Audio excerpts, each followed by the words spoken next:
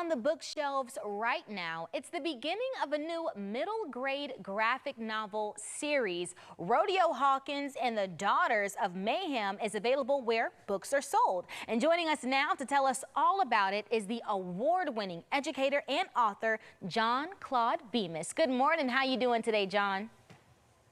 Doing great. Good morning, Mariah. How are you? I am doing fabulous. It's always fun to talk about a middle school or a kid's book. I'm super intrigued by those authors. You've got a special gift, you know, because if you can tap in with the kids, you know they're going to be honest with you and give you some real feedback. But, I mean, award-winning. It speaks for itself, right?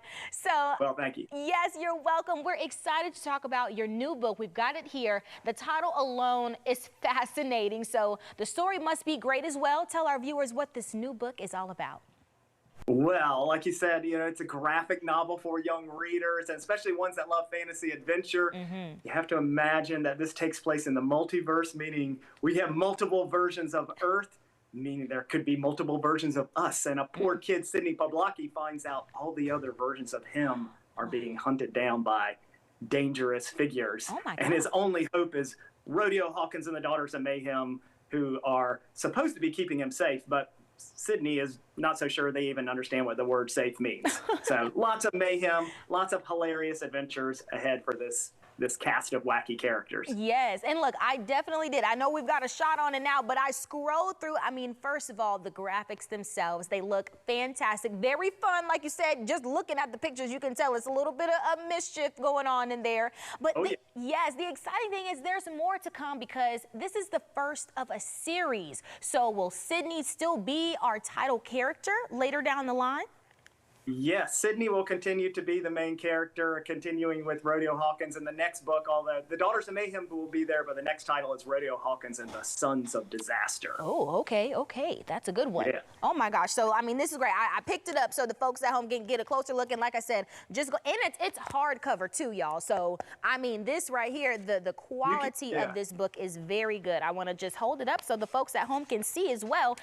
But overall with the book, what inspired you to create this type of universe or multiverse, shall we say? Yeah, well, it actually started with that name, The Daughters of Mayhem. My daughter, when she was little, she had to dress up like a vocabulary word for school one day, and she picked the word catastrophe, which is obviously related to it.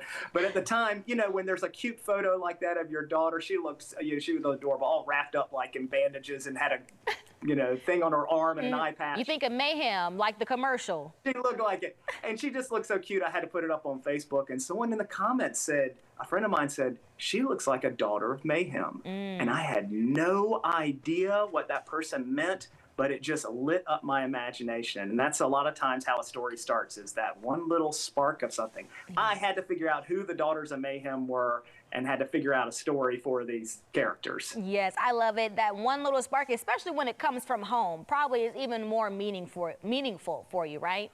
Oh, yeah. Yeah, as a children's book writer, the kids that are around you, your own children and other kids, they provide a lot of inspiration. Yes, absolutely. And they're going to tell you the truth, though, just like I said. And this one right here, though, this may be an odd question, but the story has every Sydney Pawlowski in the multiverse being hunted. So does that include just the other Sydney Pawlowskis in this universe, or kids with the same name in his own universe? Right. It's not just kids with the same name. It's actually the same kid, just different versions of it. But each one is a little bit different. So there's differences between all of them. Yes, just like we think. So like the Spider-Verse, they even had the little, was it like a dog or a pig? I can't remember which one it is. Like so many different versions that you could not even imagine. But that's got to be something for you to come up with, okay, this is a different way. Like, how did you come up with all those different characters like that? Oh, yeah, that's part of the fun of it. You know, when I'm dreaming up ideas like this, I just go for long walks back in the woods, carry my little back pocket notebook, just let myself daydream. You know, I consider myself a professional daydreamer. So it's just, but all that time as a kid spacing out on long car rides, it's paid off for me. And I just have that kind of imagination dreaming up these characters. I know you have a lot of fun doing it too. I know that's got to be so relaxing for you. And we already know that you already mentioned, the storyline or the idea came from some family experiences, but the story, is it pulling from other elements of your previous works by chance, and how does it differ if it does?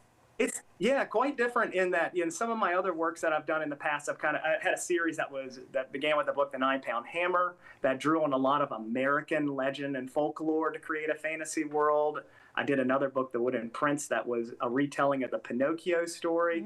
So sometimes these books in the past have kind of looked at something very specific where I was pulling ideas from. Rodeo Hawkins and the Daughters of Mayhem was really one of the first books I've done where I wasn't pulling from any other material. This is like pure imagination of just creating this wacky cast of characters in this world, and creating it in such a different way than writing a novel, because my other books were novels, and this is my first graphic novel. So Yes. writing it in a way that I, knew that someone would have to bring it to life in the illustrations. And Nicole Miles, oh, she's been amazing as my illustrator. Yes, look, you must be peeking at my next question because I was definitely going to ask you, and your illustrator did an amazing job. How did your illustrator decide on the aesthetic for the design here? I mean, just looking at this work, incredible. Yes, all her. That was all her. Even the character designs. Yeah.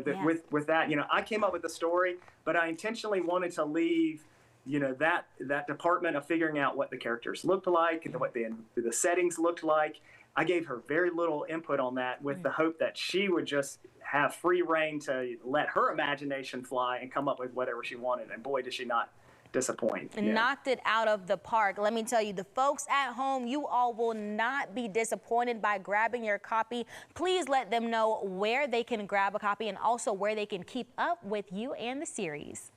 Absolutely. I mean, of course, your Amazons, your Barnes and Nobles, or go to your local bookstore. And if they don't have it, and it just came out today, so if they don't have it, they can order it for you. And of course, you can keep up with me. My website is johnclaudebemis.com, and I'm also on Instagram under that. So lots of fun pictures of the book on Instagram lately. Yes, perfect. We're so happy that you spent your launch day or your launch morning with us. Congratulations. And of course, best of luck on this book and all those to come. We appreciate you for stopping by today. Everybody at home, go check out the book.